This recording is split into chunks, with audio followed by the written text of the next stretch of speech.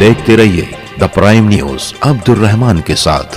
किसी भी तामीरी काम पर सियासी क्रेडिट लेना मालेगांव में एक आम सी बात है। ऐसा कई बार हुआ है कि एक ही काम के लिए कई सियासी दावेदार खड़े हो गए हैं। मुफ्ती मोहम्मद इस्माइल को अक्सर ये दुख रहता है कि उनके जरिए किए गए काम या लाए गए फंड का सियासी क्रेडिट अक्सर दूसरी पार्टी के लोग ले लेते हैं। अब ये वाकई उनका भोलापन है, अपनी बातों की भूल भुलैया में वो आवाम को भी गोल गोल घुमा रहे हैं। फिलहाल इसका अंदाज़ा लगाना या बताना मुश्किल है। पिछले दिनों उन्होंने दावा किया कि उनकी अनथक कोशिश और तवील जद्दोजहद के बाद मालेगांव हाईवे के सर्विस रोड, अंडरग्राउंड रास्ते और 3 फ्लाईओवर के लिए उन्होंने मरकज़ी हुकूमत से 165 करोड़ रुपए की खतीर रकम फंड की सूरत में हासिल करने में कामयाबी हासिल की, जिसके ताल्लुक से उनके बयानात भी मकामी मीडिया में आए अखबार, बैनर, पोस्टर उनके इस कारनामे को हाईलाइट कर रहे हैं। बता दूं मैम कि लॉकडाउन के अंदर आपको पता होगा मैंने जो है हाईवे अथॉरिटी के मरकज़ के दिल्ली के, बम्बई और नासिक की टीम को मालेगांव बुलाया था और टेरे से ले करके 40 गांव फाटे तक पूरा सर्वे कराया था। अभी पिछले 3-4 दिन पहले जो है 165 करोड़ रुपया उसके लिए मंजूर हुआ, जिसमें 3 फ्लाईओवर है और सर्विस रोड है। 165 करोड़ रुपये की मंजूरी मिली और हमारे शोर करने से पहले टाइम्स ऑफ इंडिया ने मेरे नाम और फ़ोटो के साथ उन्होंने लगाया है। अब इत्तेफाक की बात ये कि जो लोग इस तरह जानकारी जमा करते रहते हैं उनमें से हमारे मालेगांव के ही एक सियासी शख्स हैं। जिस दिन टाइम्स ऑफ इंडिया ने ये खबर लगाई उसी दिन वो दिल्ली में नितिन गडकरी को उस काम के लिए लेटर दे रहे थे। वो तो अच्छा हुआ कि दोनों काम एक दिन में हो गया।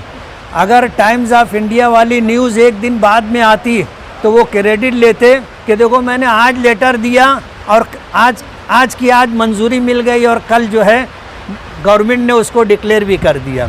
तो कुछ लोग होते हैं इस तरह वाहवाही लूटने के लिए। अब 165 करोड़ रुपये की मंजूरी के लिए कितने जतन करने पड़े, दिल्ली और बम्बई कितनी मर्तबा, नासिक कितनी मर्तबा बातचीत करनी पड़ी, सफ़र करना पड़ा, तब जा कर के जो है यहाँ तक हम पहुँचे। और लोग जो है एक दिन में क्रेडिट लेने के लिए आगे बढ़ते हैं, ये मालेगांव के लिए नेक फाल नहीं है। मुख्तलिफ तंजीमों और अदारों की जानिब से मुबारकबाद देने वालों की एक तवील फहरिस्त है। अभी ये कामयाबी की मिठाइयाँ बांटी जा रही थी कि मिठाई की मिठास में अचानक डॉक्टर सुभाष भामरे के बयान से कड़वाहट बिखर गई है। डॉक्टर सुभाष भामरे ने दावा किया है कि शहरी एमएलए जिस फंड का जिक्र कर रहे हैं वो दरअसल धूलिया मालेगांव पार्लियामेंट हल्के के member of parliament doctor Subhash Bhamre की कोशिशों का नतीजा है, जिसके लिए उन्हें वजीर आजम नरेंद्र मोदी और ट्रांसपोर्ट मिनिस्टर नितिन गडकरी का खुसूसी ताउन हासिल है। धूलिया से लेकर मालेगांव तक 55 किलोमीटर के रास्ते पर कुल 38 मकामात पर इस तरह के अंडरग्राउंड रास्ते और मिनी फ्लाई ओवर ब्रिज बनने हैं, जिनमें 40 गाँव फाटा, लब्बैक होटल, ठहरा फाटा, आरबी वगैरह के नाम शामिल हैं, जिसके ताल्लुक से डॉक्टर सुभाष भामरे जल्द ही शहर में एक प्रेस कॉन्फ्रेंस लेने की बात कर रहे हैं। तीनों फ्लाईओवर नेशनल हाईवे पे है, जो मैं लगातार एक साल से कोशिश कर रहा हूँ और ये केंद्र का पैसा है, केंद्र की योजना है, खासदार लाता है। तो मालूमात के लिए बता देता हूँ, ये गडकरी साहब के माध्यम से हमने मंजूर करवाया है। आपको बता दें कि द टाइम्स ऑफ इंडिया के न्यूज़ पोर्टल में 16 मार्च को एक खबर अपलोड की गई। उस रिपोर्ट में ये कहा गया कि नेशनल हाईवे पर होने जा रहे इस काम के 165 करोड़ रुपए फंड मंजूर करवाने में मुफ्ती मोहम्मद इस्माइल कासमी का हाथ है। अब इसमें कौन कितना सच्चा है, कौन कितना झूठा है, फिलहाल ये बताना या इसका अंदाज़ा लगाना भी मुश्किल है।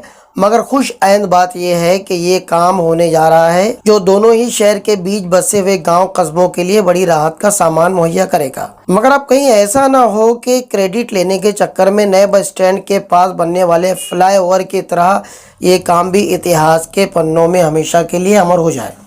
इस वक्त के लिए बस इतना ही, दीजिए इजाज़त। मिलते हैं अगली बार एक नई खबर के साथ। देखते रहिए द प्राइम न्यूज़ मेरे यानी अब्दुल रहमान के साथ।